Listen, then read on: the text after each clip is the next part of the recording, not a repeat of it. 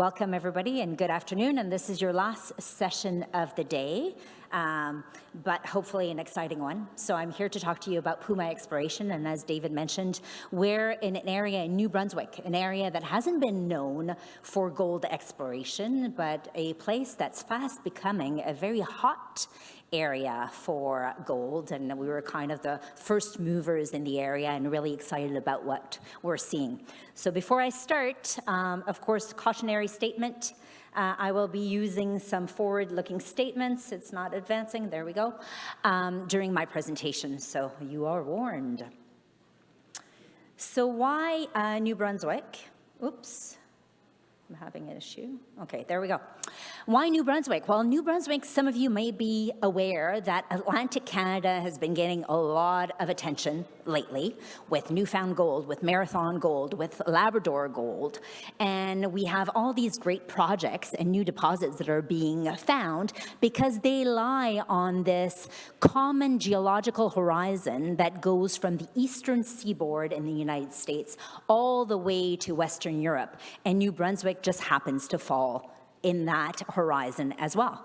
So New Brunswick hasn't been known as a place, as I mentioned before, for gold. New Brunswick is known for the Bathurst mining camp, which is a base metal camp. There's been 46 deposits that have been found in that area, and one of the world's largest zinc mine, Brunswick 12, was in New Brunswick. So the focus on gold is brand new and is something that is getting a lot of traction lately. So our land package is quite extensive. We have 40,000 hectares and our flagship project is called the Williams Brook Gold Project. It's made up of 4 different properties, Williams Brook North and South, and Portage and John Paul property. But our focus right now is very much on Williams Brook. We're in an amazing location right on a major paved road. Road 180 was known as the Resource Road because it was the road that was supplying all of the mining operations in the Bathurst mining camp.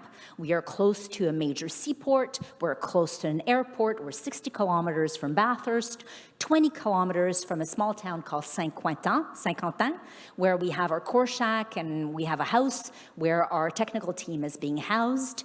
And we're only 3 hours south of Rimouski, Quebec, which is where we have our headquarters. So really great infrastructure readily available and mining operations as well that are close by. This land package is highly prospective, but we've only started really to scratch the surface, and you'll see that we're really scratching the surface. It's really early days. We haven't even completed 10,000 meters of drilling, but what we see is very encouraging. So our focus is on that small little a star that you see in one of the squares, and that is the O'Neill Gold Trend. And this O'Neill Gold Trend is a big structural features that we've seen throughout the property that is at the intersection between 2 rock types or 2 lithologies. One is rhyolite and the other one's sediment. And at the contact of the 2, there's been a lot of movement, there's been a lot of fracturing, and there's been upwelling of fluids, and those have precipitated out quartz veins. And it's a little bit of a common theme here this afternoon. And these quartz veins are sometimes micro veins that you hardly can see, but they can be meters in length as well. And they are gold bearing.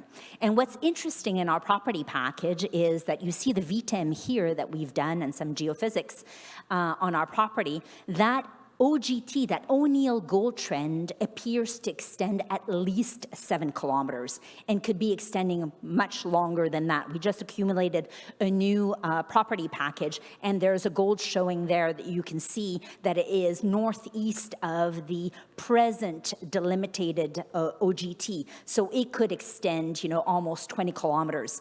And what's really interesting as well is that OGT, that O'Neill Gold Trend, is also repeated with 2 other gold trends that seem to be in the same type of geology as well, same types of structures, the William Brook 1 and the William Brooks 2, that are to the north of the OGT. We haven't done any work on the Williams Brook 1 and 2, but work that was done by a previous operator in 2008 returned 50 grams per ton over 2.8 meters. So something quite appreciable that we'll go and inspect and explore a little bit later this year. So what have we done? As I mentioned, we're in an area, and there's the overburden in New Brunswick is quite small, 3 feet to 6 feet, and it's gravel. So the best way to go about and explore is actually get rid of the gravel, move it out of the way, do some stripping and do some trenching. And that's what we've done. And we've uncovered then the system of quartz veins at that contact, at the OGT, at the contact of the rhyolite and the sediment. And so because we see the quartz veins right there, we collected 5,000 grab samples. And these are the grades that have come back. 270 grams per ton gold, 199 grams per ton gold, up to 371 grams per ton gold. I mean, those are phenomenal grades. So based on that observation, these results, with some of the mapping that we're doing on surface, we decided to initiate an inaugural drilling program in 2021, and we made a major discovery of 5 grams per ton over 50 meters. That was the best intercept that week in Canada. And that got us really excited. We said, okay, well, we have a winning method here, a winning formula. Let's keep on doing some more drilling. And you can see some of the results that we had here. We did about 18 holes for a total of 2,300 meters. And you can see really high-grade gold within an envelope of lower-grade gold as well. The initial objective of that inaugural drill program was really to try and test and to confirm the high-grade samples at subsurface, and that's what we've intersected. Our holes are not really deep. They're about 100 meters at most, and we're intersecting these high-grade gold intercepts at 45 meters, 50 meters, really not anything substantial. But our goal really is to understand the depositional model. We needed to map these quartz veins to try and understand a little bit more of their orientation and the structures, and we want to build an exploration model as well that we can then take out in other places throughout the property. So you can see here, you can see these quartz veins. You can see how you can follow them. So you're never drilling blind. You can really direct your drilling, and this is that great intersection of 5 grams per ton over 50 meters. And you can see how the grab sample at surface kind of translated to what we saw underground. It's the same mineralogy, it's kind of the same grades as well. And we know that that mineralogy and those gold grades are consistent over 750 meters of the anneal gold trend that we've uncovered so far. So as you see here, we went into an extreme kind of stripping program. We did some sampling to the north of that discovery of 2021, and that is where we initiated and launched a 10,000 meter drill program just in January this year. So that program is going to continue on throughout the year. We're hoping, we've just added a second drill. We're hoping that the drilling program will be completed by mid-June. And then the thought is that we go again and we do a surface exploration program at the William Brook 1 and William Brook 2, do the same thing, try to get some high-grade gold samples that we will follow up with a drilling program in the fall. So our exploration program is fully funded. We did a $6 million raise last December, $5 million of flow through and $1 million of hard dollars. We're about at $4 million left in our coffers. We have completed about 6,000 meters of that 10,000 meter drilling program, as I mentioned to you, and we've only reported 19 holes. That equates to about 2,500 meters, but we made another discovery 300 meters away from that initial discovery in 2021. We intersected 30 grams per ton over 3 meters within a lower grade envelope, 3 different really high grade interceptions within that halo of lower grade gold. So we know that we can extend and we have continuity of gold mineralization at least 200 meters northeast of the initial discovery.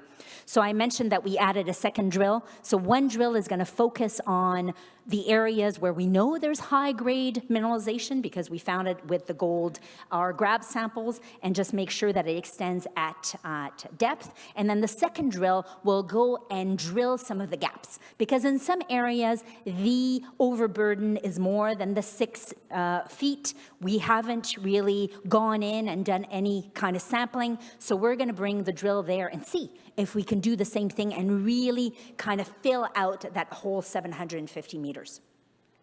And then the thought is to go further afield. So as I said, we have lots of gold showings throughout the property and lots of blue sky opportunities. So this is a property where we're going to be drilling for the next few years for sure. We're at 150 million shares total outstanding. As I mentioned, we have a lot of warrants and options that are in the money. We have $4 million in the coffers right now, but the potential to add another 11 million. We have Crescat Capital, Caisse de dépôt et de placement, Plethora Precious Metal Fund, which is an institution out of Amsterdam who are institutional investors. Management has 4%, but the 30% that is held by friends and family is really tightly held. So there will be lots of information going on, lots of news this summer.